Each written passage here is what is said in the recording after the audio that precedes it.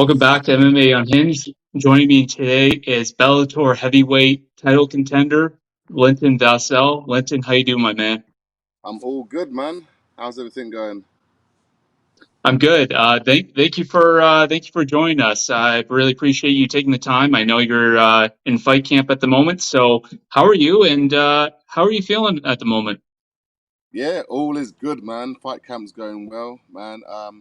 4 weeks out, and it's that part of the fight camp where you just want to fight, man. This has been going on for a long time. Been waiting for this fight, and we're finally here. But 4 weeks is still a long time to wait, so I'm itching. For sure, for sure. Um, I do want to talk a little bit about your fight camp and obviously being it rematch. But when you were like informed of you fighting on this Bellator 300, it's a big card and everything. Did it enhance your excitement for this fight at all?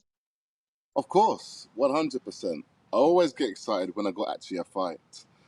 When I don't have a fight, it's a little bit harder to train, because you've got nothing to sort of get ready for. But as soon as I had that fight day and I signed that contract, it was all systems go. So things have been going great. That's good to hear. And I know you're excited for this card, but I think it'd be a little bit better if it was back home in the UK. It would be, but it's what it is. Some reason Bellator don't want me fighting in the UK. I have no idea, but as long as I'm fighting, that's actually what more matters to me than anything. As long as I get to fight. I'm 40 now, and I just want to get these fights out, man. I feel like I'm in the best shape of my life, and I just feel like Bellator aren't actually booking me as often as I would like to be. And no, it didn't seem that they do with a lot of these fighters. Yeah, And I know you like to say active, but I mean, the last time you fought in the UK would be Bellator 200. And like, what is it going to take for them to bring you back? I think you need to get the belt, and negotiations need to happen. yeah. Like you said, you took the words straight out of my mouth. Win this belt, and then I'll have all the power to sort of say where I want to fight. So UK will definitely be on the map. Beat Bader, get that title, defend it in the UK. You can't ask for more, can you? Really? And like you fought Bader before, but however, in the fall of 2019, you've been fighting a five win streak. You've pretty much almost KO'd everybody. Do you feel like training camp and everything that's led up to this has felt different this time in the rematch? Seriously, the first time I fought Bader and I lost. No one likes to lose, so since then I've been wanting to get that rematch back, and I think I needed that loss and a few more losses to sort of give me a slap in the face to sort of say, "Look, I need to change some things up. Otherwise, this career is not probably going to be for you for much longer." And once I lost to Modosky, that was three in a row. That was the biggest kick up the arse. And I went back, changed some things up, and yeah, I've come back with vengeance, man. And yeah, it speaks for itself, like you said, like five fights, 5 wins, 4 finishes. So it shows what I've come back from. Well, and I wanted to add to what you said. You made an Instagram post back in around July, and I can't remember the whole quote, so I had to write it down. You Yeah. wrote, "Grateful for the tough times be without my struggles, I wouldn't be stumbled across my strengths and how powerful my mindset is." Yes, one hundred Do you percent. do you do you feel like that's what has happened has prepared you for this moment, for this other opportunity? Yeah, 100%. Um, I think when you win, you get a little bit complacent. You know, you don't change much things. You sort of think what you're doing is right. Why change if it's working? And like I said, I've never lost three in a row, so that really did get to me. I actually thought of quitting, retiring, and my coaches were like, "Hey, we win and lose. It's what you do next." And Bellator pretty much had nothing for me other than Sergey Karatonov.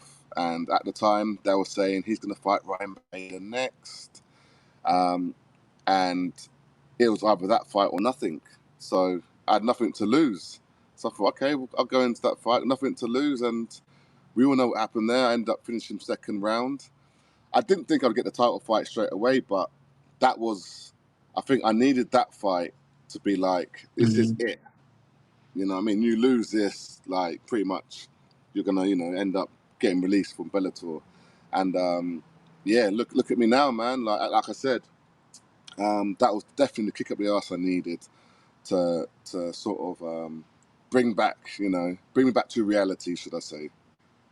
Oh, for sure. And I like the stride that you have going on. You haven't given up on that dream and the fact to win the belt. I mean, we've seen a lot of guys. I mean, even your opponent is 40 years old.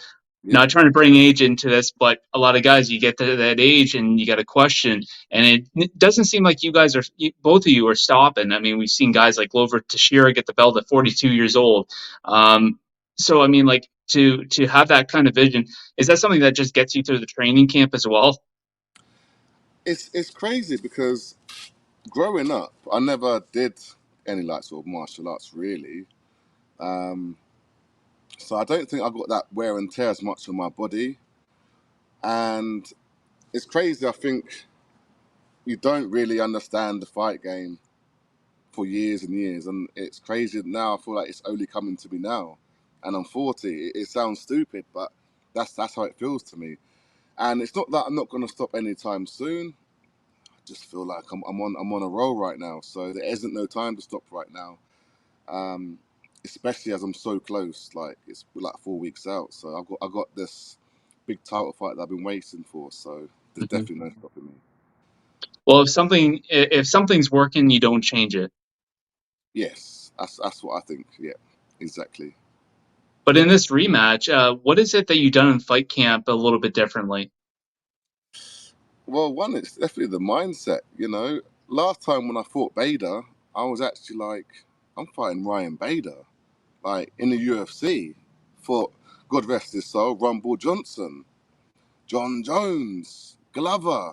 I hadn't fought these guys. So for me, this was the biggest test I've had, and I wasn't ready. I wasn't ready mentally, physically. I wasn't ready. If you look at my record and the people I'd fought compared to him on paper, and it actually showed in the fight. Um, so going back, obviously from that, and then now from that to now, I've had the fights. I've fought these champions, and I've really found myself and found what works for me. And I know the things I do, people don't get back up. I know wrestlers, strikers, it is what it is. I just feel like I'm a different breed. I really do, and my style is just a little bit different. And I don't think he's going to expect to feel the power and the strength that I've got coming up to heavyweight that I did or didn't have at light heavyweight. Cutting that weight, brutal. So I ain't got none of that right now. And since your last matchup, you've been able to rack a lot of wins. You've gotten better at each fight, in my Yeah. opinion. You've just gotten better and better, and you just look like you're ready to get that belt finally. Where do you kind of see yourself giving Bader issues in this next fight? 100% in the striking. We all know Bay doesn't really like to strike too much. Okay, he's knocked a few guys out, especially Fedor, should I say, dropped a few guys. But from his losses, it's from the strikes. Most of his losses has been from the strikes. Nimkov, Corey Anderson, again, Rumble Johnson, So obviously hit him hard, hit him often. And I believe in my grappling. I didn't believe in it before. And I think it shows for itself. I fought these wrestlers, Tyro Fortune, out grappled him in three rounds, 15 minutes. I don't think no one was expecting that. And he's a top level grappler. So I know I can do this. Ronnie Mark's jiu-jitsu guy. Everyone thought I'd get subbed. Ended up, dominating him on the ground as well. So yeah, I feel like all areas, I'm gonna beat him, but definitely on the feet. That's where I feel like I'm gonna cause the most trouble. But when he's under me, we all know what happens there. No, we do, we do. Yeah, And I'm not going to ask you if you're coming to win or lose. You want to come to win. there's, But yeah, what's your there's no question about it. There's no question about it. Yeah, what's your prediction if you have one?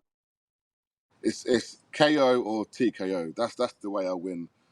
It used to be submissions, if submission comes, but it's crazy. I think if you don't look for something, it comes. So either or, but I feel like it's going to be a TKO or a knockout. And looking at this big card, there's so many big fights, even maybe a few ahead of you on that card. I mean, you have guys like like the Usman and Yeah, Brent Primus fight. What's your projection for that one? I think Nimkov's, a different league. I just think, yeah, is in his prime right now. So I feel like Nimkov's gonna, not Nimkov. So pronounce his name again. Sorry. Usman or Magomedov. That's it. Usman. I'll call him Usman. I think Usman's gonna do it. And I agree. I think like with those Dagestan guys, I don't know if I would assume he's from the Dagestan. I don't know much, Yeah, I but think I think so. Yeah, yeah, those Dagestan guys are really taking over. I think it's great to see what they're doing. yeah. I Their agree. I grappling kind of on see another them level. taking. Yeah, they're Sorry. just on another level right now. Yeah. It's scary actually. Um, and then I got another one for you. It's Chris Cyborg and Kat Zingano. Well, I do like Kat. I'm a big fan of Kat. Actually, I've been watching her all when she was, especially in the UFC days. But I think Cyborg. I think her power is just unstoppable. To be honest, there's only one woman that was able to stop her. But yeah, I think I think yeah, Cyborg's gonna do it. And fellow UK fighter Leah McCord fighting Sarah McMahon. What do you think about that fight? She's got a tough one. McCann's, there's the grappling, man. So I think McCann's gonna do with her wrestling. She's strong. She's a strong woman, man. So yeah, that's my predictions. Well, and by the end of this, when you get the strap, you need Bellator needs to look at you and be like, okay, we're gonna get you a title fight in the UK. We're gonna stick all the UK lads on that card with you, and we're gonna set you up real good. Yeah, because we had the British invasion, obviously in America, so it might have to be another invasion. Obviously American invasion, I guess. And I don't mean to Coming be over to biased, England. but I Yeah, really do I do as a fan and yeah, as a reporter, I love watching any kind of event in the UK. There's nothing like yeah, it, especially in London. There's yeah. nothing like those fans are nuts. I think it's just great for the sport. It really is. It really is, and it needs to happen more. So Scott Coker, come on, man, fix up. Come on, Scott, let's go. Yeah, fix up. And I know you kind of talked about a little bit about your longevity and how much you Yeah, might like to fight longer. You don't see yourself stopping anytime soon, so I'm not going to ask you how much longer you want to go for. yeah. But I do want to address the big one at the end of this fight. You always come into fight in great shape. You're always in great shape. So what's your cheat meal after this fight? My cheat meal. Yeah, what's usually your go-to cheat meal, I guess. It used to be cheesecake. It used to be, but I was light heavyweight, so I wasn't able to eat that. So now I can eat all the time. So it's just gonna be something like some junk food, like so I can eat anything pretty much now, like some heavyweight. So I don't. It's crazy. I'll probably just eat something like some burgers, some fries. Get that in me because I won't be able to eat that probably all fight week, should I say? Maybe the next last 2 weeks. So maybe a big burger or something like that. But I love my Caribbean food, but I'm able to eat that right now. So love my ackee and saltfish. That's one of my favorites. Wait, when you fought at like heavyweight, I know you probably had to be a little bit more stricter. One hundred. When you were able to eat whatever after the fight, did you have any issues with that after? Did you have any problems? Did it ever like make you feel like lethargic, or did you have any problems with that? I'm gonna say yeah. Like at the time, I probably didn't realize, but I'm probably gonna say yes. Obviously, you got to cut the weight, but I never felt 100% at light heavyweight. I was beating people, but when it always got later into the rounds, like you see, I'd always gas out. And I think it probably was, probably the food as well. Not making excuses, probably fitness as well. But I feel like weight cut is probably the one of the biggest downfalls of us fighting. I feel like we should all fight really around 5 pounds, a couple of kilos with our weight. That's how I think it should go. You shouldn't have to cut weight. Excellent, excellent. Yeah, Well, I hope you enjoy that. You know what? I mean, after having so many fights in a row, you've been yeah, able to rack up all these wins. I know yeah. I can't. I'll speak for the MMA community. A lot of people are looking forward to you finally getting a shot again. I Thank know you. that was buzzing a lot around. I'm looking forward to it. The lads and the other part of MMA Unhinged are looking forward to it, and we're all looking forward to seeing you fight and getting that strap. So, Thank you. good luck on October 8th, and Yeah, or excuse me, October 7th, yeah. and we'll talk again soon. And thank you again for taking your time, Lynn. Of course, appreciate it, man. Thanks for having me. Hey, no problem. You take care. All right. Respect, man. Thank you. Respect, bro.